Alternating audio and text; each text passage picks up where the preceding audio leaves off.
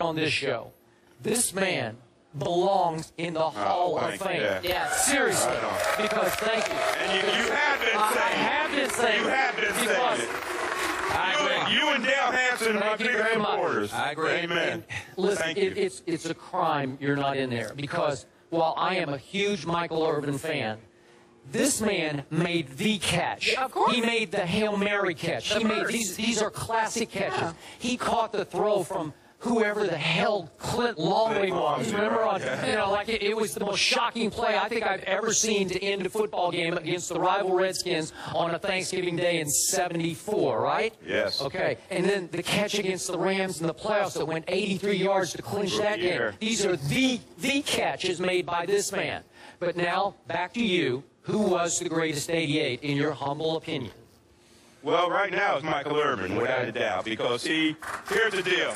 When Michael came in, I was working for the TV station. They sent me out there to meet him at the airport. We go in this private room. Michael says, Drew, they anointed me or they gave me number 88. Do you mind if I wear that number? I said, well, Michael, first of all, it's not my number. Second of all, if you do wear it, don't do what I did in it. Do more than I did. And Michael did. He took it to the Hall of Fame level. Wow. Okay? So when Michael and I got together, we got together with Dez. And we said, Dez, don't do what Drew did, Ring of Honor level. Don't do what Michael did, Hall of Fame level.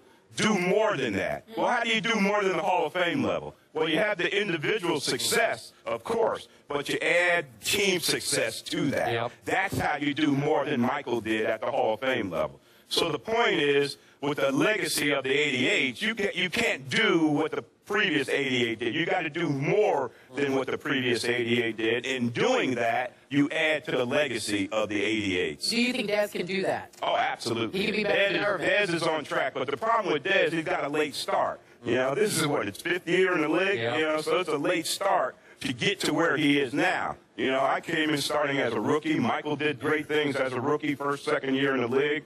We both all pros in our second year. So Dez gets now he's all pro in his 5th year. So he's got a little late start on it, but he's definitely on track. Hey, Well, go ahead. The late start was the fault of Jerry Jones, Stephen Jones, Wade Phillips, and most recently Jason Garrett. It certainly wasn't Dez in my estimation because Dez is a baller. Got nothing but love for Dez. But he's not you guys yet. And even though I totally agree with Skip, I think you belong in the Hall of Fame. It's a travesty that you're not there yet. Michael Irvin is my first number 88. Here's why. When I looked at the days of Tom Landry and Roger Staubach and you guys and the Doomsday Defense, you know, Too Tall Jones and all of these boys, y'all just seemed incredibly polished. Y'all were consummate professionals. This is the job at hand. This is what we have to do, etc., etc. It's almost like, because you know how I like my boxing analogies from time to time. You've got great heavyweight champions throughout history.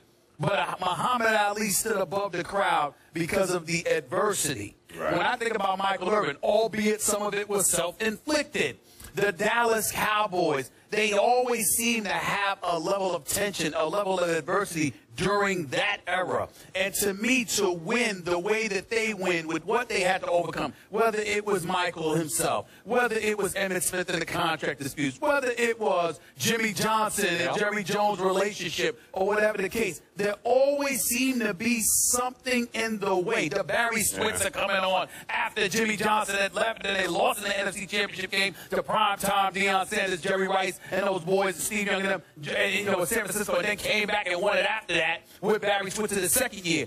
There always seemed to be a level of adversity that they had to cover. That's not to imply that you guys didn't have to overcome it, because, of course, there's always adversity. It just seemed to be a bit more conspicuous during the Michael Irvin era. And Skip, covering the Cowboys, always told me that he was clearly the leader of that squad. So because they won primarily because of Michael Irvin's leadership. Not to say that you weren't a leader, of course. Captain's 5, 6, 7 years. There we go. Exactly. So that's where I get it from. That's why I put it there. And that 88 is about leadership. You know, you see Dez, he's a big leader on this offensive football team and the football team.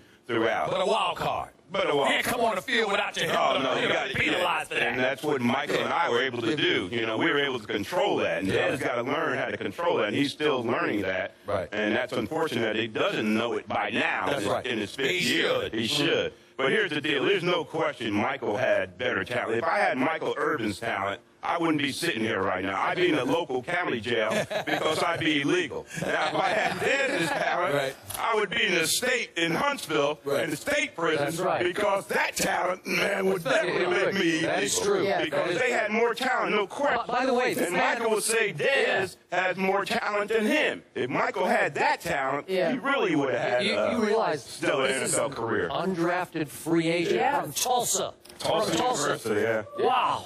$150 signing bonus. Wow. 720s and a 10. That's how I got my 720s and a 10. That's how I got my. What'd you do with that money? Well, I was married at the time and told the ex-wife they only got 75. Oh, We had a party in the dorm with the other 75. Boone's Farm, you remember that? That's right. Yes. Yeah, there you go. My favorite. Yes, sir.